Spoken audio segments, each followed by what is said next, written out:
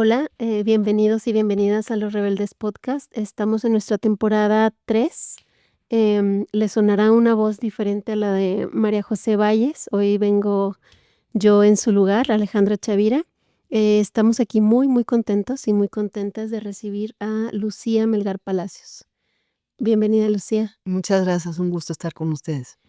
Lucía es una destacada crítica cultural, profesora de literatura y estudios de género. Obtuvo su doctorado en literatura hispanoamericana y una maestría en historia por la Universidad de Chicago. A lo largo de su carrera ha impartido clases en instituciones como la Universidad de Princeton, el Colegio de México y la UNAM, y actualmente es investigadora asociada en el Departamento de Ciencia Política del ITAM y columnista en El Economista. Sus áreas de investigación incluyen la literatura y política, con un enfoque particular en la obra de Elena Garro y escritoras del siglo XX, así como el estudio de la violencia y el feminicidio. Bienvenida, Lucía, de nuevo. Muchas gracias, Alejandra. Algunas de tus publicaciones destacadas, es que me podría pasar aquí los 40 minutos hablando de toda tu trayectoria. Algunas de tus publicaciones destacadas voy a mencionar por encima. Elena Garro, lectura múltiple de una personalidad compleja. Fronteras, violencia y justicia, nuevos discursos, colaboraciones en revistas como Letras Libres, y el libro que nos trae aquí, que es En busca de una habitación propia, miradas feministas en 11 escritoras latinoamericanas, publicado por Grano de Sal. Tengo una primera pregunta con la que voy a abrir, Adelante. porque me parece algo pues muy, no extraño, pero bueno, me parece que es algo muy interesante. ¿En qué momento el placer por la lectura te lleva al estudio de la literatura en forma de ensayo en lugar de la narrativa de ficción? Bueno, es una excelente pregunta y creo que me permite hablar de muchas cosas, pero voy a ir muy al punto por el tiempo. A mí siempre me ha gustado la literatura, de la literatura, y digamos que una de mis ilusiones era escribir ficción, pero digamos que la docencia, la investigación me ha llevado por otro camino, más por el de la crítica, el ensayo, porque pienso que la ficción solo puedo escribirlo en algunos momentos en que tengo la concentración y la estructura mental y sobre todo el momento, digamos, como de, no tanto de inspiración, sino como de paz, ¿no? Como dicen los en inglés, the flow, ¿no? El fluido, el flujo de conciencia o de tener la creatividad más abierta para escribir ficción. Y en cambio, el ensayo, pues no es que no necesite precisamente también creatividad y tiempo para pensar y paz, pero es mucho más algo estructurado, a menos que sea un ensayo literario, que trato también de hacer eso, pero digamos que es otro tipo de escritura, ¿no? Entonces creo que el contexto tiene mucho que ver, por lo menos para mí, con el tipo de cosas que puedo escribir. Muy bien, Lucía. Y hablando de contextos, ¿has enfocado parte de tus estudios literarios en cómo se reflejan ciertas realidades conflictivas en la novela? En ese sentido, te pido nos pongamos en la piel de una creadora de literatura o de cine o de arte, donde pues obviamente corre por sus venas la libertad propia de la creación, como dices tú, ¿no? El flow. Pero agarra como tema de partida a esto que tú has visto en tus ensayos, que son las realidades sociales denunciables. Sí. ¿Qué opinas de la tensión que se establece entre la necesidad de ser fiel a la realidad retratada y el impulso de tomarse las libertades de la creación?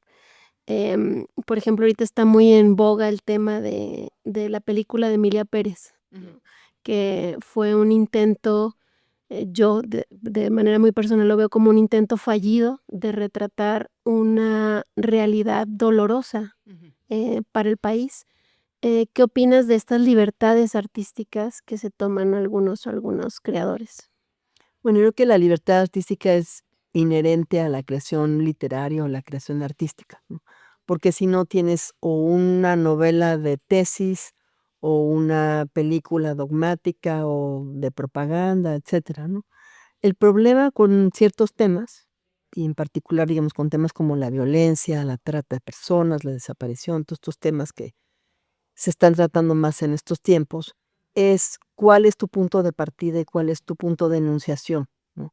Yo creo que hay que tener una comprensión de la realidad que incluya lucidez, inteligencia, empatía, pero muchas veces hay una tendencia a, primero al melodrama, al amarillismo y también a ver a las mujeres como víctimas solamente, pero como víctimas, ¿sabes? En el sentido de que no pueden hacer nada. No es que las mujeres no sean víctimas de violencia, pero una cosa es ser víctima de violencia y otra que te quede marcada siempre como que la pobrecita, la que no puede hacer nada, cuando es una mentira, porque en México lo estamos viendo como víctimas de feminicidio, las madres, etcétera, pues son las principales defensoras de derechos humanos, ¿no?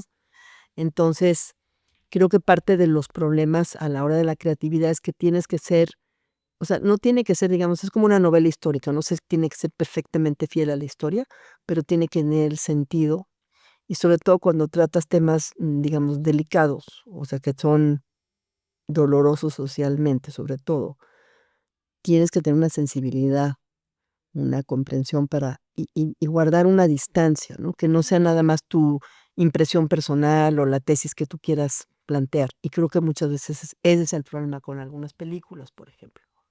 Sí, se ha tratado la realidad de México, yo creo también desde otro punto de vista mucho más respetuoso, ¿no? Es lo que dices tú, desde que se puede hablar de estos temas siempre y cuando lo hagan desde la empatía, el conocimiento, sobre todo, porque el Ujú. mismo director de esta película ha salido a decir que él no necesitaba, investigar o saber de qué estábamos hablando, de qué vivíamos aquí, cuáles eran las verdaderas realidades en México, que por lo que él había escuchado ya con eso tenía, ¿no? Entonces, pues sí, lo que dices tú es muy importante, la empatía, el respeto hacia la cultura y sobre todo a los temas que nos duelen, Ujú, ¿no? exacto. Em, un buen ensayo precisa de tiempo de estudio, análisis, reflexión para encontrar el punto de vista adecuado y atractivo para ver un tema con la complejidad y matices que merece, como lo haces tú.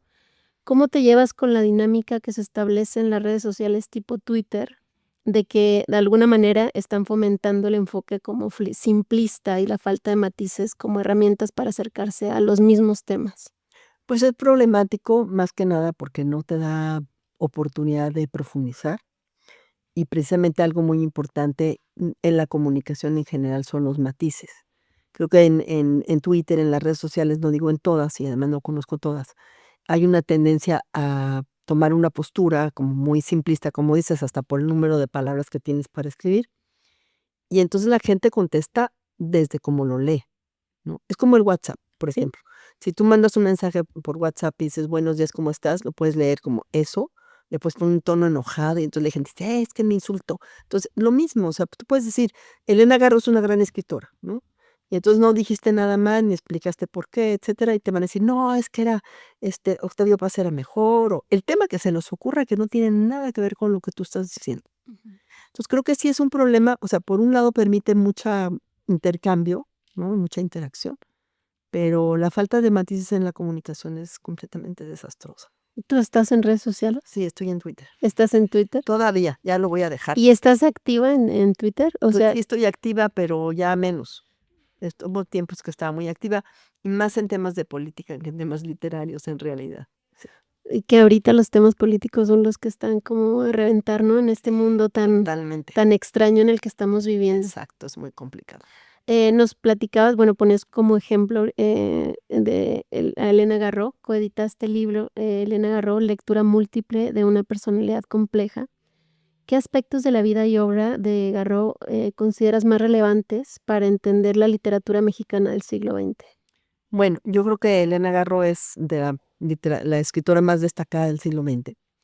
Y por varias razones, pero digamos, principalmente por su magia al escribir, por sus metáforas, sus imágenes, sus asociaciones, de imágenes también, el ritmo, la poesía de sus textos, tanto en prosa como en teatro, bueno, tanto en novela como en teatro más bien, y por su gran imaginación, digamos, en términos de que el tiempo se detenga o de que el tiempo sea circular, todo esto.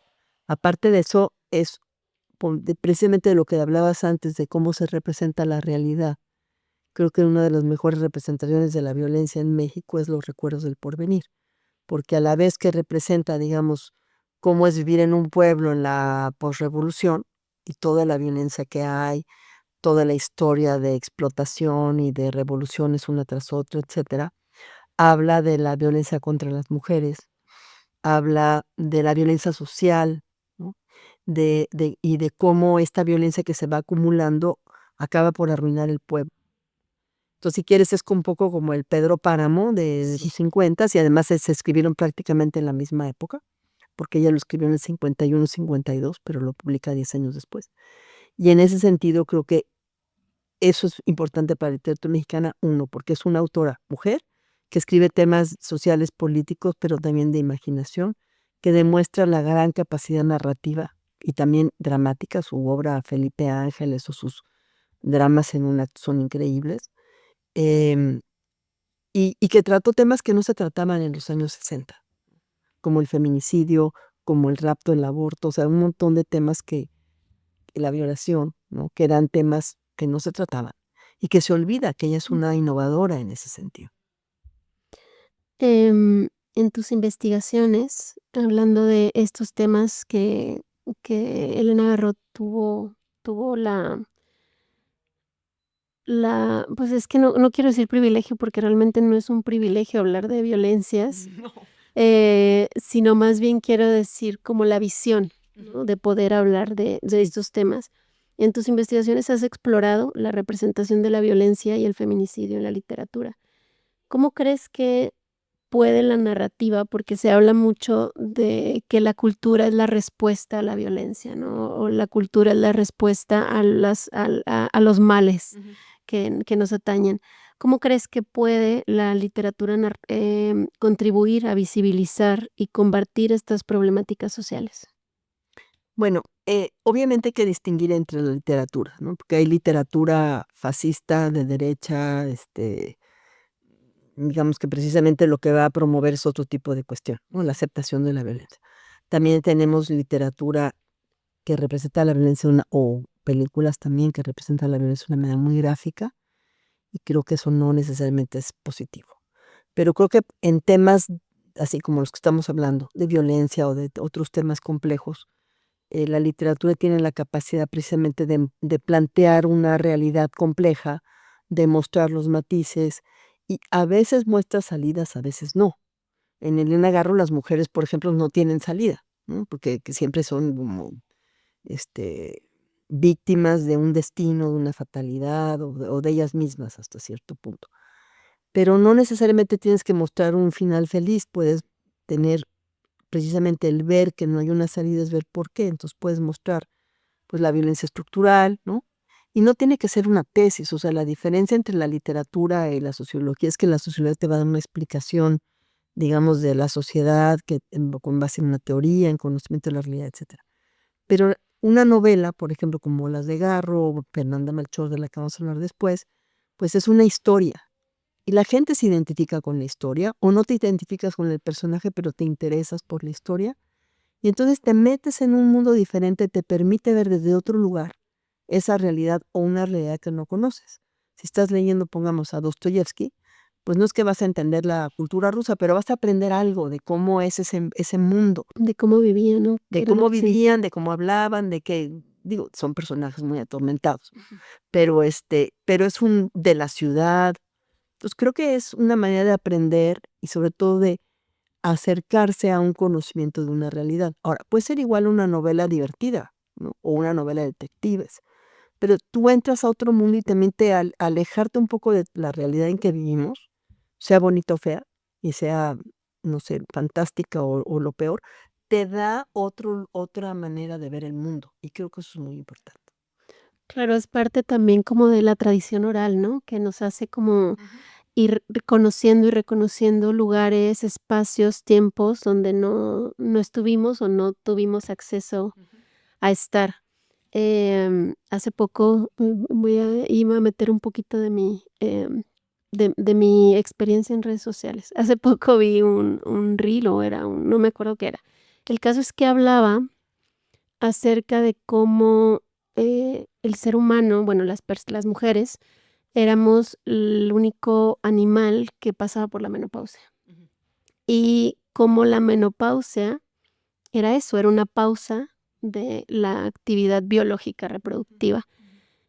Y cómo esto ayudó o ha ayudado en la tradición oral de poder contarnos historias, de poder ir pasando, estas historias de generación en generación, ¿no? O sea, entran las mujeres, pasan de esta y estamos hablando no de ahorita, sino de Así de la de antigüedad. de la de hace mucho de hace siglos, pero cómo las mujeres, nos podíamos tomar esa pausa de nuestras funciones biológicas o de lo que sea, y nos convertíamos en estas sabias, o en estas brujas, o en estos personajes que ayudaban a esta tradición oral de la que es tan importante, hablar, ¿no? Y se me hizo como algo muy bonito que te acerca a esta parte que al nosotras las mujeres normalmente nos asustan con que va a llegar la menopausia, y te va a pasar, y va a ser horrible, y me pareció muy bonito, ¿no? O sea, ver cómo que tampoco debe ser como una obligación, ¿no? De las mujeres tienen que ser las que pasen la tradición oral. No, pero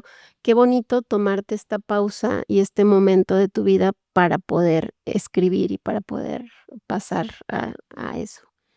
Em, y nos platicas, y muy importante también, en el libro que es del que estamos platicando, En busca de una habitación propia, y lo importante que es el espacio donde han estado, las escritoras latinoamericanas, el contexto.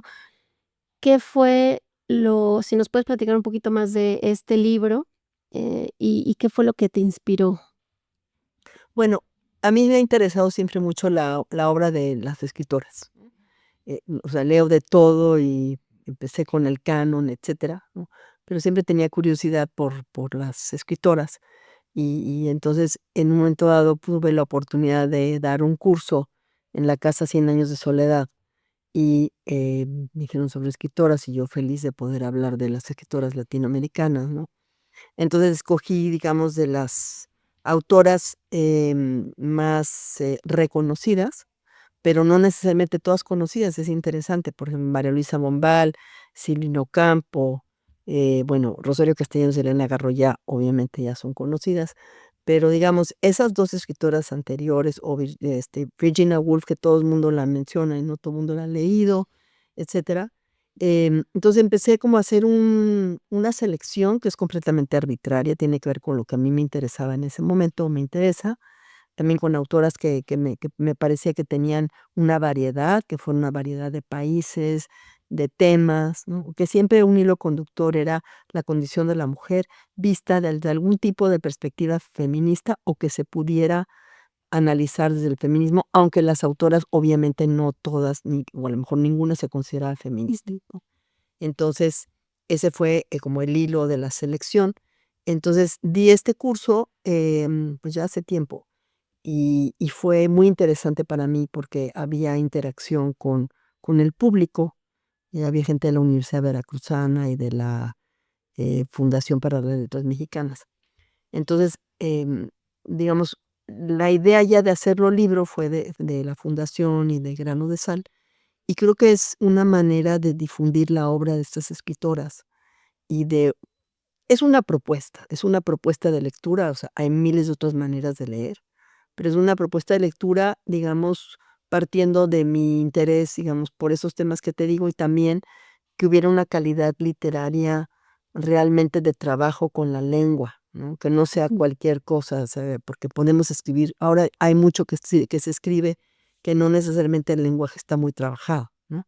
Entonces, a mí sí me interesa porque pienso que si nos metemos en una novela o en una obra de teatro, o si leemos poesía o un ensayo, pues, por lo menos que haya un estilo, ¿no? Ujú. Y que más allá del contenido haya un placer en la lectura que tenga que ver con que algo está escrito de una manera interesante o imaginativa, que hay un ritmo o que hay, no sé, imágenes originales, etcétera.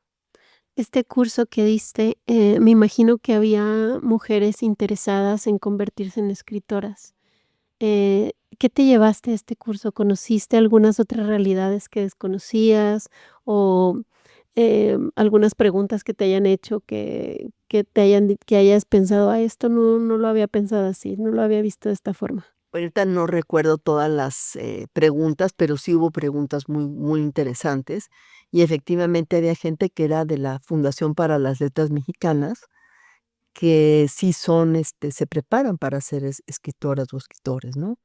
Entonces, bueno, pues era como, para algunas era una oportunidad más que de tomar muchas cosas del curso, pues de ver que había escritoras que valían la pena, que a lo mejor Ujú. no todas las conocía. Eso es interesante, ¿no? Como que hay gente que quiere ser escritora o escritor y no necesariamente conoce las miles de posibilidades de escritura que hay, ¿no? Entonces, en ese sentido fue interesante. En tu otro rol como crítica cultural y columnista en El Economista, ¿cómo percibes el papel de la crítica en la sociedad contemporánea? ¿Qué desafíos enfrentas al abordar sobre todo los temas de género y cultura en el ámbito periodístico?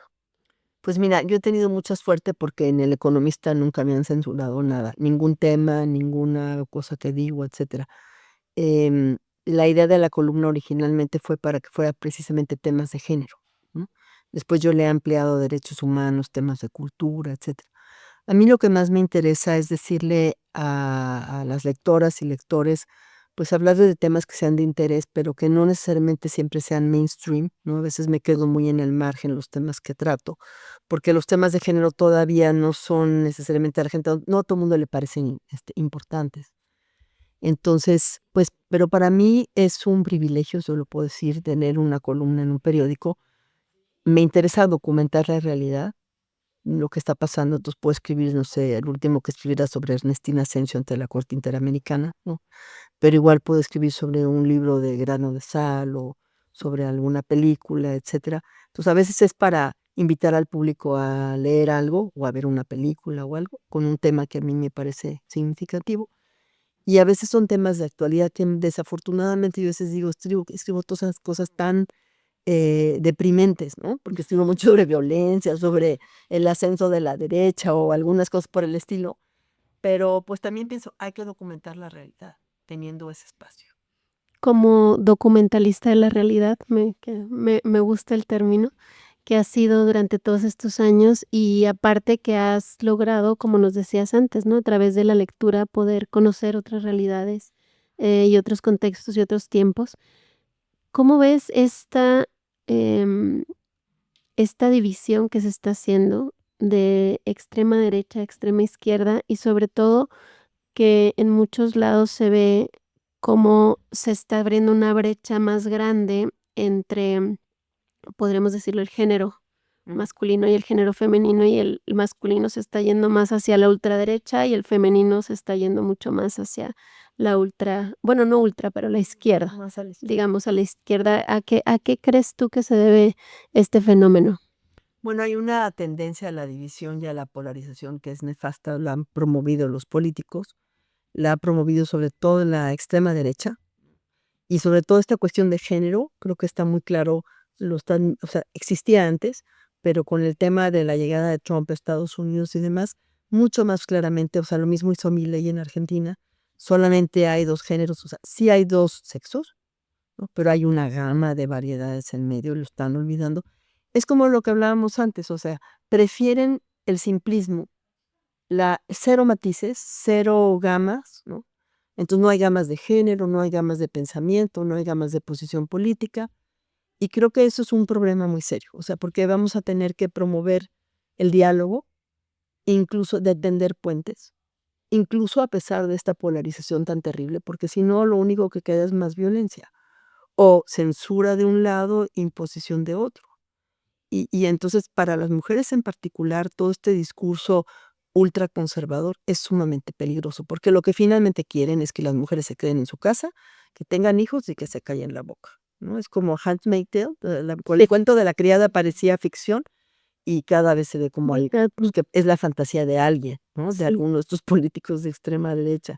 Entonces creo que sí va a haber que las mujeres resistir, toda la diversidad de género resistir y los hombres que sean más, progresistas, liberales, pues apoyar, ¿no? Porque sí está muy, muy, muy, muy polarizado en este momento y se va a polarizar más, yo creo.